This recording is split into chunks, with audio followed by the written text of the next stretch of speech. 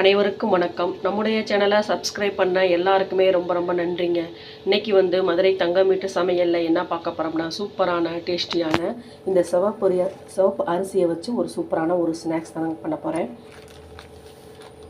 இப்போ இந்த சிவப்பு அரிசியை ஒரு 1/4 கிலோ எடுத்து ஒரு 2 மணி நேரத்துக்கு முன்னாடி நல்லா அலசிட்டு நல்லா ஊற வச்சிட்டேங்க. இப்போ தண்ணியை நல்லா வடிகட்டிக்கலாம். நம்ம அரிசி பாருங்கள், தண்ணி இல்லாமல் நல்லா வடிகட்டிட்டேங்க.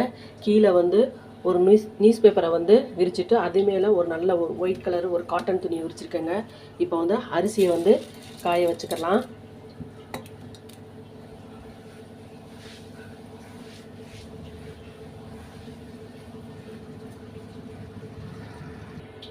பாருங்கள், அரிசியை காய வச்சுட்டேங்க.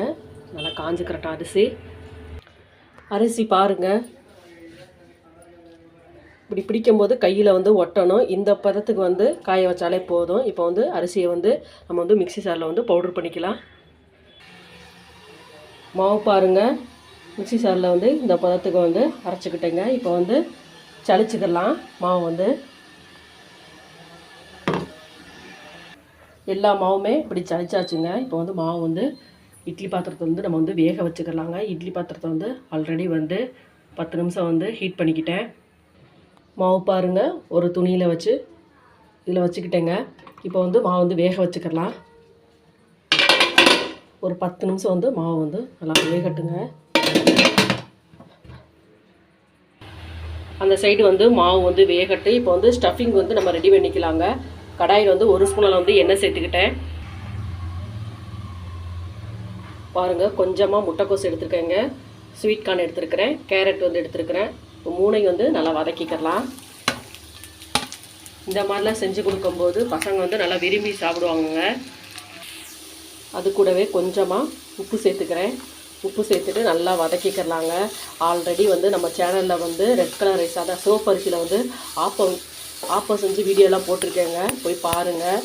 இந்த ரெட் கலர் ரைஸ் உடம்புக்கு ரொம்ப நல்லதுங்க. கொஞ்சமாக ரெட் கலர் ரைஸு, மட்டை அரிசி இதெல்லாம் உணவில் சேர்த்துக்கங்க.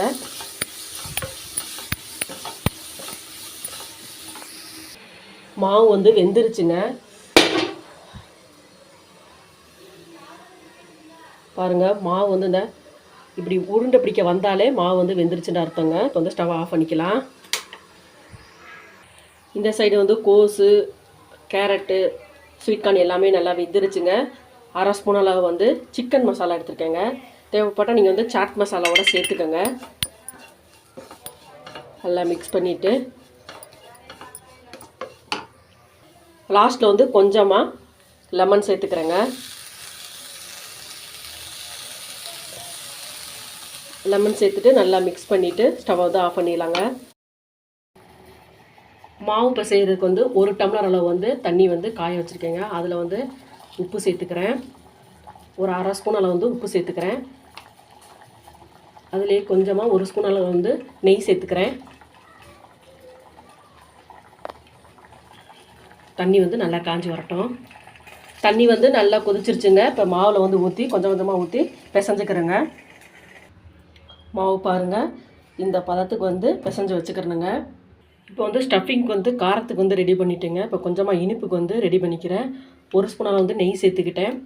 நெய் சேர்த்துட்டு கொப்பரை தேங்காய் இருக்குது பார்த்தீங்களா, காஞ்ச தேங்காய், அது 1/2 மூடி எடுத்து துருவி வச்சுருக்கேன், அதையும் சேர்த்துக்கிறேன். தேங்காய் பாருங்கள் நல்லா வதக்கியாச்சுங்க. ஆல்ரெடி இந்த சைடு வெள்ளைப்பாகு ரெடி பண்ணிக்கிட்டேங்க. 1 கப் அளவு வெள்ளை எடுத்துகிட்டு அதில் 1/4 கப் அளவு மட்டும் தண்ணி சேர்த்துக்கிட்டேங்க. இப்போ வடிகட்டிக்கலாம். அந்த தேங்காயோட வெள்ளைப்பாகு சேர்த்துக்கிட்டேங்க. கொஞ்சமாக அதில் உப்பு சேர்த்துக்கிறேன். நல்லா மிக்ஸ் பண்ணிக்கலாம்.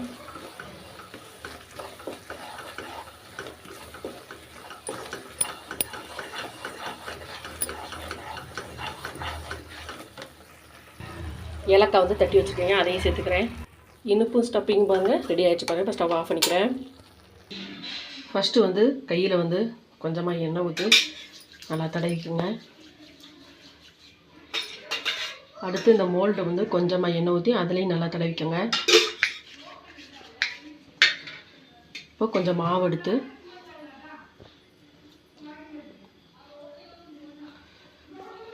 நல்லா தட்டிக்கங்க. தட்டிட்டு இப்படி மோல்டில் வச்சுக்கிட்டேங்க. ஃபஸ்ட்டு வந்து காரம் வந்து ரெடி பண்ணிக்கலாங்க. கொஞ்சமாக வச்சுக்கோங்க ஸ்டஃபிங்கை வந்து. அப்படியே க்ளோஸ் பண்ணிடலாங்க. பாருங்கள் எவ்வளோ சூப்பராக வந்துருச்சுன்னு. இதே மாதிரி எல்லாமே ரெடி பண்ணிக்கலாங்க. காரத்துக்கு வந்து ஸ்டஃபிங் பண்ணி வச்சுட்டேங்க. இப்போ அதே மாதிரி இனிப்புக்கும் ஸ்டஃபிங் பண்ணி வச்சுக்கிறேங்க. இப்போ வந்து இட்லி பாத்திரத்தில் வந்து வேக வச்சுக்கலாங்க.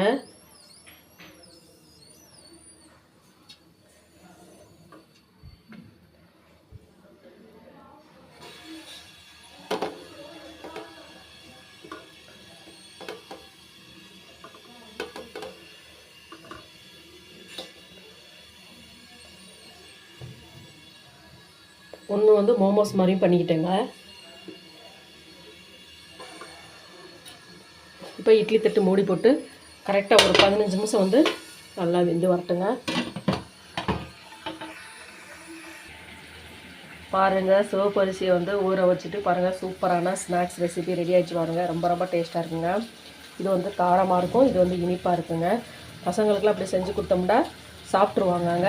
இதே மாதிரி நீங்களும் செஞ்சு பாருங்கள். ஆல்ரெடி வந்து சிவப்பரிசியில் வந்து நம்ம வந்து ஆஃபர் செஞ்சு வீடியோ போட்டிருக்கோம். நம்ம சேனலில் போய் பாருங்கள், நம்மளுக்கு சப்போர்ட் பண்ணுங்கள். சிவப்பரிசி வந்து உடம்புக்கு வந்து ரொம்ப ரொம்ப நல்லதுங்க. இதே மாதிரி நீங்களும் செஞ்சு பாருங்கள்.